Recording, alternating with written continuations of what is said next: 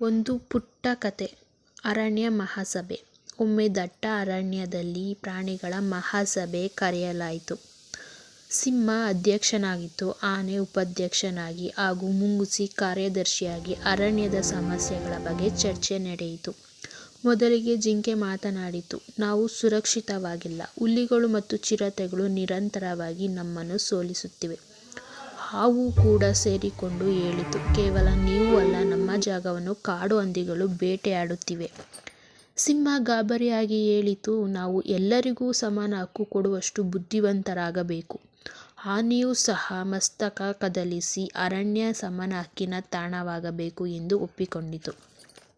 ಇದನ್ನು ಕೇಳಿ ಕೋತಿ ಎಬ್ಬಿತು. ನಾವು ಒಳ್ಳೆಯ ಯೋಚನೆ ತಂದಿದ್ದೇನೆ. ನಾವು ಅರಣ್ಯ ನೀತಿ ರೂಪಿಸೋಣ. ಎಲ್ಲ ಪ್ರಾಣಿಗಳು ತಿನ್ನುವ ಮತ್ತು ಬದುಕುವ ಹಕ್ಕು ಹೊಂದಿರಬೇಕು.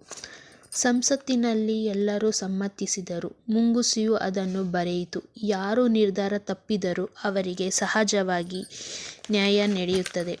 ಆ ದಿನದಿಂದ ಪ್ರಾಣಿಗಳು ಪರಸ್ಪರ ಗೌರವದಿಂದ ಬದುಕಲು ಆರಂಭಿಸಿದವು. ಅರಣ್ಯ ಹೊಸ ನಿಯಮಗಳ ಮೂಲಕ ಶಾಂತಿಯ ತಾಣವಾಯಿತು.